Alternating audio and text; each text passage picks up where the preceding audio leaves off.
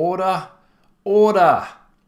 We are here today to dispense justice relating to a dispute for an alleged offence which occurred in the recent Nomadium 2 Grand Final Series. The particular moment in question occurred in the first game on the map Sahara. At 11 minutes 10 seconds, the player known as TNT is alleged to have captured an opponent's city without reaching Age 2. It is alleged that this is a breach of tournament rules. We will be hearing from both the plaintiff and the defendant today so that we can provide a ruling that is fair and equitable for all parties. The law in question. Players are not allowed to capture another city while the aggressor is still in Age 1. Heavy infantry raids are allowed, but if a city is captured, the offending player's team is deemed to have forfeited the game. We will now bring forward evidence relating to the alleged offence.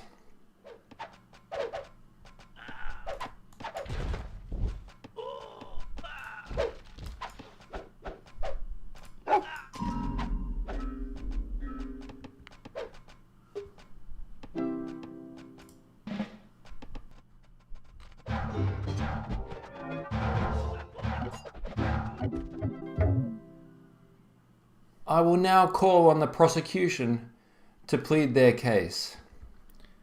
Your Honor, I stand before you as a representative for the Unstoppable Force clan. I hereby bring you our case to support the prosecution of the accused and deliver a fair and equitable outcome. The rules for the tournament clearly state that players are not allowed to capture another city while the aggressor is still in Age 1. There are no ifs or buts about it. That is absolutely crystal clear. Furthermore, the rules state, and I quote, "If a city is captured, the offending player's team is deemed to have forfeited the game." Your Honor, what is a society without the rule of law? The same applies to this tournament. If a man accidentally crashes his car into a pedestrian due to a lack of sleep, it does not lessen the outcome. Manslaughter is manslaughter. And duly so, a city captured in Age 1 is a city captured in Age 1. The circumstances are inconsequential to the crime committed. The player responsible should be rightly punished with the full letter of the law. The law does not discriminate and should not be open to interpretation. We hereby request that the tournament rules are followed as written with no exceptions made. The game on Sahara should be deemed a forfeit by PLA with a resulting outcome of 3-2 in favor of the defendant. The series should continue at both parties' earliest convenience. Thank you, Your Honor. And make America great. Again. Thank you, Special Counsel, on behalf of the plaintiff. I will now call on the defendant to speak on behalf of their client. Your Honor, I stand before you as representative for the People's Liberation Army Clan. I hereby bring you our case to plead our innocence to the charges brought upon us. Your Honor, the mere fact that I am standing here before you is the ultimate miscarriage of justice. I would like to bring your attention to the law in question and specifically the usage of the words heavy infantry raids.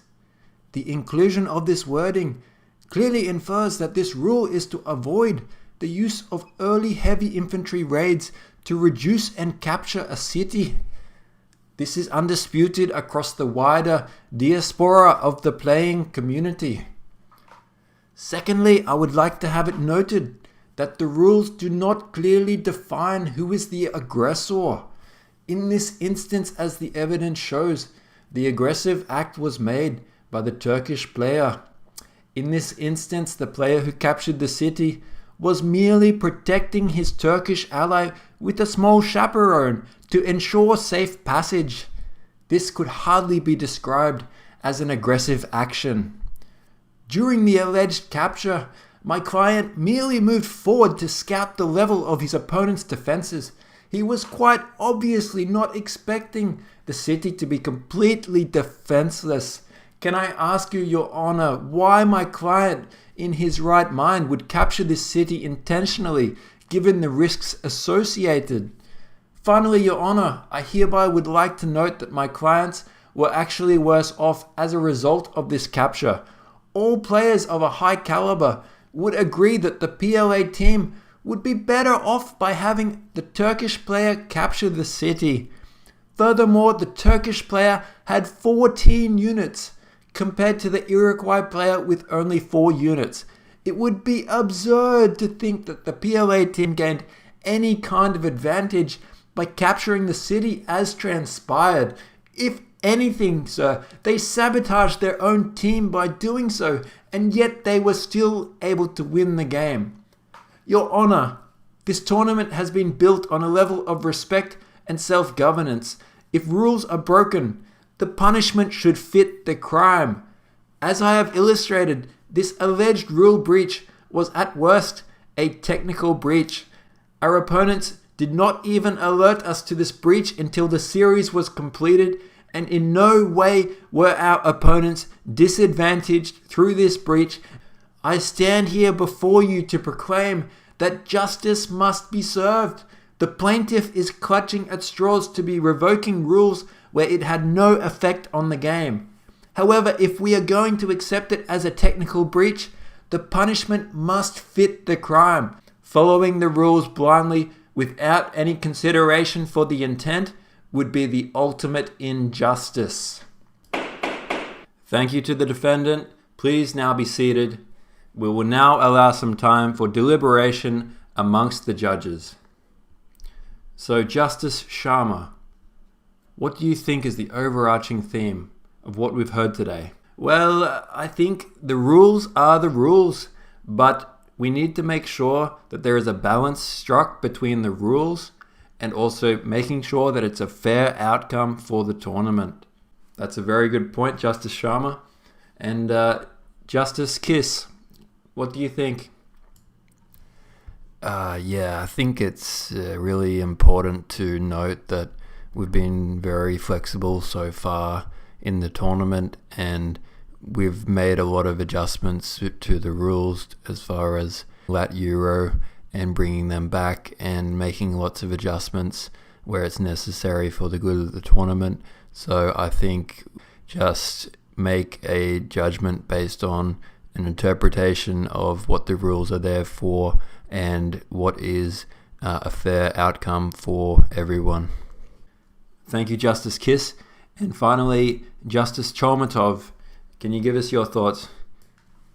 Yeah, man, I think it's somewhere in the middle here. I mean, it's really hard to say, you know what I mean, dude? Like, on one hand, you've got the rule book there, and on the other hand, it should be somewhere in the middle. I mean, yeah, it should be a fair outcome for both teams. You know what I'm saying? So, yeah, I don't know, dude. I think, yeah, it's got to be somewhere in the middle ground here. Okay, thank you, Justice Cholmatov, for your input. And I think the overarching theme here is that we need to look at why this rule was originally put in place. It was enacted in preparation for Nomadium 1 to avoid players and teams gaining an unfair advantage by purposely massing heavy infantry and capturing cities in Age 1.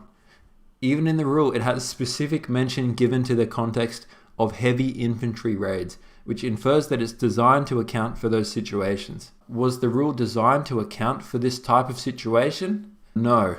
Did PLA gain an unfair advantage by the Iroquois player capturing this city in Age 1? No. Alright, let's deliberate. The following principles have been adopted in reaching this verdict. The situation which occurred is more akin to a player dropping during a one game rather than gaining an unfair advantage through sacking a city in Age 1. Rules need to be considered in the context of the greater game with a degree of common sense. Rather than literal translation, under this scenario, our judgment is that consideration is to be given to applying similar rules to what would occur if a player drops. An accidental city capture in Age 1, which did not have any material effect on the game, should not result in a harsher punishment than what would occur if the player simply dropped. On behalf of the Court of Nations, I hereby make a binding order and ruling for the match on Sahara, in consultation with my fellow justices. Our ruling is as follows.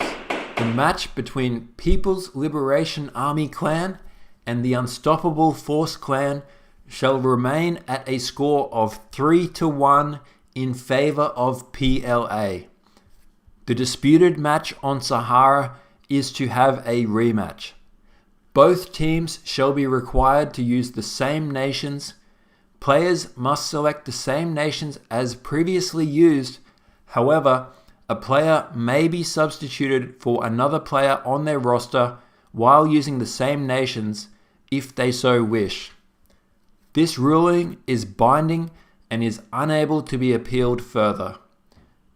In reaching this judgment, consideration has been given to both the plaintiff and the defendant's cases. That's all for the record. This matter is adjourned.